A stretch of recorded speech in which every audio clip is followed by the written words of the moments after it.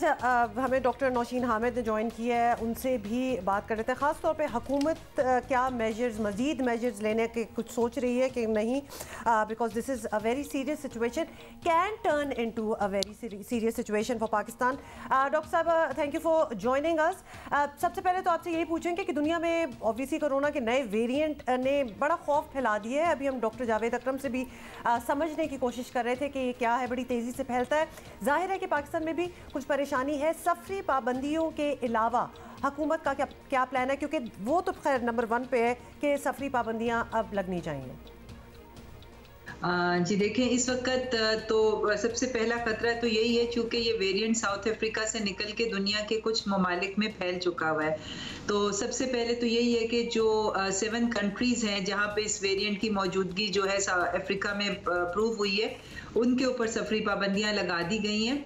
और जो एयरपोर्ट्स के ऊपर जो लोग जो हैं वो चाहे डायरेक्ट या इनडायरेक्ट फ्लाइट्स पे इन ममालिक से ट्रेवल करेंगे, और इनडायरेक्ट फ्लाइट्स जो मतलब कि आप कंट्री ऑफ ओरिजिन को देखा जाएगा। अगर किसी ऐसी मुल्क से वो फ्लाइट आ रही होगी जहां पे इस वेरिएंट की मौजूदगी साबित है, तो वहां पे कुछ प्रोटोकॉल्स को फॉलो करना पड़ेगा। सबसे पहले तो ये है कि उनके पास PCR नेगेटिव की रिपोर्ट होनी चाहिए, और उसके बाद जब वो एयरपोर्ट पे यहाँ पहुंचेंगे तो वो रैपिड एंटीजन टेस्ट जो पहले कुछ अरसे पहले थोड़ा उसको बंद किया गया था, वो दोबारा रिवाइव किया गया। रैपिड एंटीजन टेस्ट होगा, और अगर नेगेटिव होते हैं तो उनको घर जाने की इजाजत तो दी जाएगी, मगर इस शर्त पे कि वो 3 दिन के बाद 3 दिन की क्वारंटीन के बाद दोबारा से अपना टेस्ट रिपीट कराए। और अगर वो नेगेटिव होगा तो फिर उनको नॉर्मली मूव करने की इजाज़त दी जाएगी। और जिन लोगों का टेस्ट अगर पॉजिटिव आता है तो फिर उनको 10 दिन क्वारंटीन करना पड़ेगा, और PCR टेस्टिंग जो है वो करवानी पड़ेगी। जी, अपनी डॉक्टर साहबा, इन लेटर इन स्पिरिट फैसलों में तो बड़े ही आइडियल मेजर्स हैं जिनका आप तस्करा कर रही हैं। होपफुली उस तरह से इन पे अमल दरामद भी हो और कोई कोताही ना हो, क्योंकि एक शख्स की कोताही पूरे मुल्क को एट रिस्क डाल सकती है। और हमें खतरा डायरेक्ट फ्लाइट से तो चले बंद कर दी इनडायरेक्ट फ्लाइटों का। ये दुबई से, टर्की से, इधर उधर से, अबू धाबी से, दोहा से जो फ्लाइटें आती हैं, जो खुद इन सारे मुल्कों जी, और ज़रूरी नहीं है कि कंट्री ऑफ ऑरिजिन से आ रहे हों। एयरपोर्ट्स हब हैं इन मुल्कों के, तो एयरपोर्ट्स पे भी लग सकता है। सो ये सबके लिए होना चाहिए कि भाई रैपिड एंटीजन कराएं। खैर अभी उन लोगों के लिए होगा जिनकी कंट्री ऑफ ऑरिजिन से ये पता लग रहा है कि वहाँ पे वायरस है। डॉक्टर साहब, अगर खुदा न खास्ता एक नई लहर आती है तो क्या आप लोगों ने सर्टनली तैयारी तो हुकूमत का काम है करना, हम सबको पहली जैसी पाबंदियों का सामना करना पड़ेगा, या वैक्सीनेशन अब हो गई है, काफ़ी हद तक हुई है तो कुछ नरमी होगी? Have you given any thought to it? देखिए जी, चूंकि ये वेरिएंट जो है ये कंपैरेटिवली बिल्कुल नया, कुछ दिन पहले ही, 1 हफ्ता पहले ये मिला है। ये किस तरह से बिहेव करेगा अभी हम इसके बारे में कुछ भी नहीं जानते। सिर्फ ये हमें पता है कि ये बाकियों के मुकाबले में ज़्यादा ट्रांसमिसिबल है, कि ज़्यादा तेज़ी से फैल रहा है। इसके सिम्टम्स भी जो हैं वो आम कोविड से डिफरेंट हैं, क्योंकि इसके अंदर उस तरह से नॉर्मल जिस तरह से सिम्टम्स होते थे इसके, ज़ुकाम, खांसी, बुखार, वो नहीं देखा जा रहा, बल्कि इस एक्सट्रीम फटीग जो है जिसके अंदर बंदा बहुत ज़्यादा वीकनेस फील करता है और हार्ट रेट बहुत ज़्यादा तेज़ हो जाता है। तो इसलिए ये अभी वक्त हमें बताएगा कि ये पाकिस्तान में भी खुदा न खास्ता किस तरीके से बिहेव करता है। अव्वल तो मैं समझती हूँ कि पहले के मुकाबले में हम बेहतर प्रिपेयर्ड हैं, क्योंकि जो पिछले 1-1.5 साल का तजर्बा, इसमें से लोगों ने भी बहुत कुछ सीखा है, और हुकूमत ने भी जो है वो पॉलिसीज जो हैं वो वज़ा कर ली गई हैं।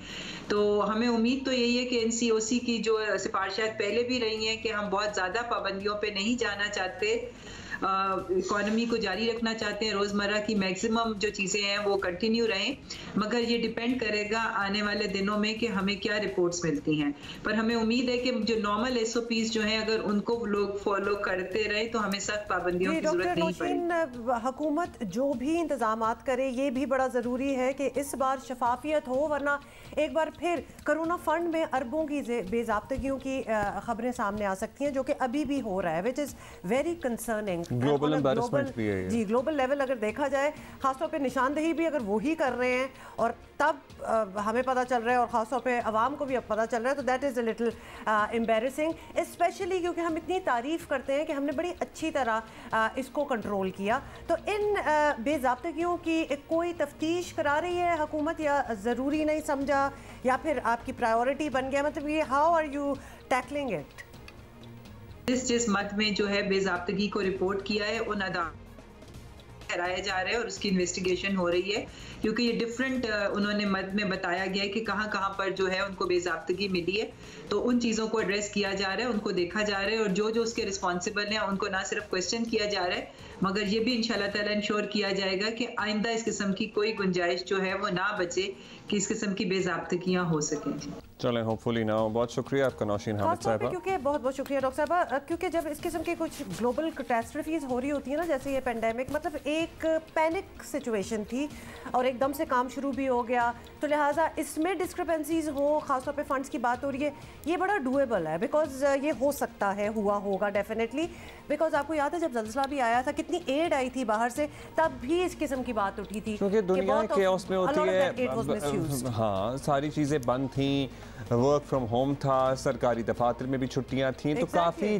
There were many openings available, जिसे कहते हैं ना। उठाने वाले ऐसे ही तो मौकों की खोज में होते हैं, तो ये अगर इट्स हैपनिंग और आप फ़ायदा उठाने की बात कर रहे हैं तो हुकूमती सरकारी फंड्स की हम बात कर रहे हैं, अदरवाइज बेसिक सफाई की चीज़ें जो कि कंज्यूमर प्रोडक्ट्स हैं, फ़ायदा उठाने वालों ने उनको भी कई गुना महंगा बेचा है। सैनिटाइज़र नहीं मिलते थे, आपको पता है एक ज़माने में वो शॉर्ट हो गए थे, मास्क इतने महंगे बिके हैं, क्या कुछ नहीं हुआ, हमने अपनी आंखों के सामने देखा। करें वो करें, मतलब we have actually on a global level Pakistan में भी gone through a lot of these stages. अब उसमें अगर इस किस्म की चीज़ों की बातें उठती हैं तो फिर दिल चाहता है कि इसकी पूरी तहकीक होनी चाहिए, तफ्तीश होनी चाहिए कि एक्चुअली हुआ क्या और ये फंड्स किधर गए।